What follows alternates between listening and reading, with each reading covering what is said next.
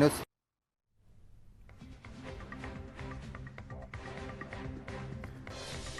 ಇನ್ನು ಉಡುಪಿ ಜಿಲ್ಲೆಯಲ್ಲೂ ಕೂಡ ಪೆಟ್ರೋಲ್ ಡೀಸೆಲ್ ಬೆಲೆ ಏರಿಕೆ ವಿಚಾರಕ್ಕೆ ಸಂಬಂಧಪಟ್ಟಂತೆ ಕೇಂದ್ರದ ವಿರುದ್ಧ ಮಿಶ್ರ ಪ್ರತಿಕ್ರಿಯೆ ವ್ಯಕ್ತವಾಗ್ತಾ ಇದೆ. ರಾಜಕಾರಣ ಅಲ್ಲ, ದೇಶದ ವಿಷಯ ಅಂತ ಉಡುಪಿಯ ಜನ ಹೇಳ್ತಾ ಇದ್ದಾರೆ. ಜಾಸ್ತಿ ಬೆಲೆ ಏರಿಕೆಯಿಂದ ಜೀವನ ಕಷ್ಟ ಆಗುತ್ತೆ, ಜನರ ಕಷ್ಟಗಳನ್ನ ಸರ್ಕಾರಗಳು ಅರ್ಥ ಮಾಡಿಕೊಳ್ಬೇಕು ಅನ್ನುವಂತಹ ಅಭಿಪ್ರಾಯಗಳನ್ನ ಉಡುಪಿಯ ಜನರು ವ್ಯಕ್ತಪಡಿಸ್ತಾ ಇದ್ದಾರೆ.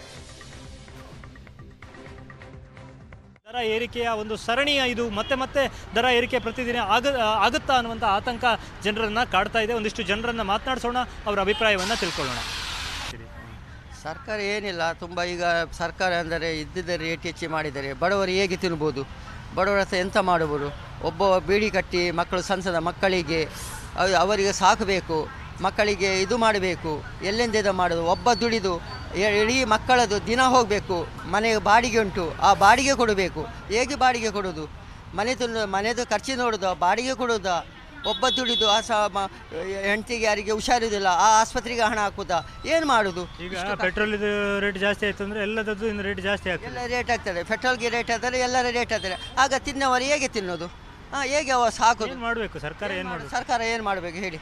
ಸರ್ಕಾರ ಹೇಳೋದು ಸರಿ, ಸರ್ಕಾರ ಎಲ್ಲರ ರೇಟ್ ಇದು ಮಾಡಿ ರೇಟ್ ಹೆಚ್ಚು ಮಾಡಿದ್ದಾರೆ, ಎಲ್ಲ ಸಾಮಾನಿಗೆ ರೇಟ್ ಹೆಚ್ಚು ಮಾಡಿದೆ, ಅವ ತಿನ್ನವರು ಹೇಗೆ? ಈಗ ಯುದ್ಧ ಆಗ್ತಾ ಉಂಟು, ನಾವೇನು ಮಾಡೋದು ಅಂತ ಸರ್ಕಾರ ಹೇಳ್ತದೆ. ನಿಮ್ಗೆ ಏನು ಅನ್ನಿಸ್ತದೆ ಅದರ ಬಗ್ಗೆ? ಅದೇ ಸ್ವಲ್ಪ ಕಮ್ಮಿ ಮಾಡಿದರೆ ಒಳ್ಳೆಯದುಂಟು. ಸ್ವಲ್ಪ ಸರ್ಕಾರಕ್ಕೆ ತುಂಬ ಬಡವರು ಹೀಗೆ ಮಾಡಿದ ಬಡವರು ಸಾಯ್ತಾರೆ. ಸ್ವಲ್ಪ ಸರ್ಕಾರ ಕಮ್ಮಿ ಮಾಡಿದರೆ ಎಲ್ಲರೂ ಬದುಕಬಹುದು.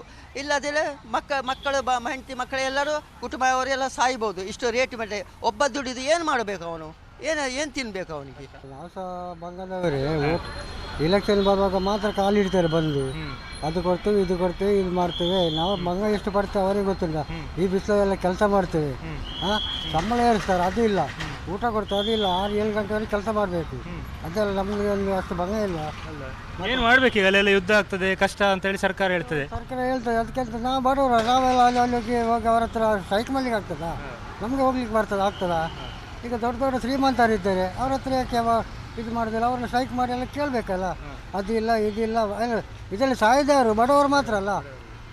ಈಗ ಇನ್ನೂ ಜಾಸ್ತಿ ಆಗುವ ಚಾನ್ಸ್ ಉಂಟು ಅಂತ. ಚಾನ್ಸ್ ಉಂಟು, ಹೌದು. ಅದಕ್ಕೆ ಅಂತ ಅದೇ ಗೌರ್ಮೆಂಟ್ ಎಲ್ಲ ನೋಡಬೇಕಲ್ಲ ಅದಕ್ಕೆಲ್ಲ. ಈಗ ಮೋದಿ ಸರ್ಕಾರ ಬಂದರೆ ಅವರು ಇದನ್ನೆಲ್ಲ ಸ್ವಲ್ಪ ನಿಲ್ಲಿಸ್ತಾರೆ, ಅದಕ್ಕೆ ಇದಿಲ್ಲ. ಮತ್ತು ಈ ಬೇರೆ ಸರ್ಕಾರದಲ್ಲ ನಾವೆಲ್ಲ ಹೇಳಲಿಕ್ಕೆ. ಈಗ ಮೋದಿ ಸರ್ಕಾರ ಏನಾದ್ರು ಮಾಡ್ಬೋದು ಅಂತ ಭರವಸೆ ಉಂಟಾ ನಿಮಗೆ? ನಮಗೆ 100% ಭರವಸೆ ಉಂಟು, ಅವರು ಗ್ಯಾರಂಟಿ ಮಾಡ್ತಾರೆ ಅಂತ ಜನ ಅಲ್ಲ ಅವರು. ಏನೋ ಒಂಚೂರು ಸಾಲಗೆಲ್ಲ ಇದ್ದೆ ಅದರ ಅಂತ ಬೂಟಿ ನಮ್ಮ ದೇಶವನ್ನು ಮೇಲೆ ತರುವಂಥ ಅವರದೊಂದು ಇದಿತ್ತು. ಒಬ್ಬ ಎಕಾನಮಿಸ್ಟ್ ಕೂಡ ಆಗಿರುವಂಥ ಲಕ್ಷ್ಮೀನಾರಾಯಣ ಕಾರಂತ್ ಅನ್ನೋರು ನಮ್ಮ ಜೊತೆಗಿದ್ದಾರೆ. ಸರ್, ಈಗ ಮೋದಿಯವರೊಂದು ಕರೆ ಕೊಟ್ಟಿದ್ದಾರೆ ಮಿತವ್ಯಯ ಮಾಡಬೇಕು ಅಂತ. ಪರ ವಿರೋಧ ಚರ್ಚೆಗಳು ಒಂದು ಭಾಗ ಆಗ್ತಾ ಇದೆ. ಅದರ ಮಧ್ಯೆ ಇವತ್ತು ಪೆಟ್ರೋಲ್ ಡೀಸೆಲ್ ದರ ಕೂಡ ಏರಿಕೆ ಆಯಿತು, ಜನರಿಗೆ ಅದರ ನೇರ ಹೊಡೆತವು ಬೀಳ್ತಾ ಇದೆ. ಒಟ್ಟು ಆರ್ಥಿಕ ಪರಿಸ್ಥಿತಿಯನ್ನು ಇಟ್ಟುಕೊಂಡು ಈಗ ತೆಗೆದುಕೊಳ್ತಾ ಇರೋ ನಿಲುವಿನ ಬಗ್ಗೆ ಏನು ಹೇಳ್ತೀವಿ? ನಮ್ಮ ಭಾರತದ ಆರ್ಥಿಕ ಅಭಿವೃದ್ಧಿಗೆ ವಿದೇಶಗಳಿಂದ ಪೆಟ್ರೋಲನ್ನು ಆಮದು ಮಾಡೋದು ಅನಿವಾರ್ಯವಾಗಿದೆ. ಇತ್ತೀಚಿನ ದಿನಗಳಲ್ಲಿ ಆರ್ಥಿಕ ಅಭಿವೃದ್ಧಿ ದೃಷ್ಟಿಯಿಂದ ಸಾರಿಗೆ ಮತ್ತು ಈ ವ್ಯಯಗಳು ಅನಿವಾರ್ಯ. ಆದರೂ ಏನಾಗಿದೆ ಅಂತ ಹೇಳಿದ್ರೆ, ಪೆಟ್ರೋಲನ್ನು ಮಿತವಾಗಿ ಬಳಸದೇ ಇದ್ದಲ್ಲಿ ಮುಂದಿನ ಜನಕ್ಕೆ ತೀವ್ರವಾದ ಪೆಟ್ಟನ್ನು ಬೀಳುತ್ತದೆ. ನಾವು ಆದಷ್ಟು ಮಟ್ಟಿಗೆ ಯಾವುದು ಮುಖ್ಯವಾಗಿ ಮಧ್ಯಮ ವರ್ಗದವರು ನಮ್ಮ ಹತ್ರ ವೆಹಿಕಲ್ ಇದ್ದರೂ ಕೂಡ ಬಸ್ಸಿನ ವ್ಯವಸ್ಥೆ ಇರುವಾಗ ನಾವು ಬಸ್ಸನ್ನೇ ಬಳಸಿಕೊಂಡ್ಬಿಟ್ಟು ಪೆಟ್ರೋಲ್ನ ಉಳಿಸಿ ದೇಶದ ಆರ್ಥಿಕ ಅಭಿವೃದ್ಧಿಗೆ ನೆರವಾಗ್ತದೆ. ರೀತಿಯ ಮಿಶ್ರ ಪ್ರತಿಕ್ರಿಯೆ. ತಮ್ಮ ಬಡತನ ಕಷ್ಟ ಎಲ್ಲವೂ ಇದೆ, ಆದರೆ ದೇಶಕ್ಕೂ ಸಂಕಟ ಬಂದಿರುವ ಕಾರಣಕ್ಕೆ ಅಡ್ಜಸ್ಟ್ ಮಾಡ್ಕೋಬೇಕು ಒಂದು ಹಂತಕ್ಕೆ ಅಂತ ಹಲವರು ಹೇಳ್ತಾರೆ. ಇನ್ನು ಕೆಲವರು ಆದಷ್ಟು ಬೇಗ ದರ ಇಳಿಕೆ ಆಗಲಿ ಅನ್ನುವಂಥ ನಿರೀಕ್ಷೆಯಲ್ಲಿದ್ದಾರೆ. ಇನ್ನಷ್ಟು ಏರಿಕೆ ಆಗೋದು ಬೇಡ ಅನ್ನುವಂಥ ಒತ್ತಾಯವನ್ನು ಕೂಡ ಮಾಡ್ತಾ ಇದ್ದಾರೆ. ಉಡುಪಿಯಿಂದ ಕ್ಯಾಮ್ರಾಮನ್ ಹರೀಶ್ ಜೊತೆಗೆ ಶಶಿಧರ್ ಮಾಸ್ತಿಬೈಲು, ಏಷ್ಯಾನೆಟ್ ಸುವರ್ಣ ನ್ಯೂಸ್.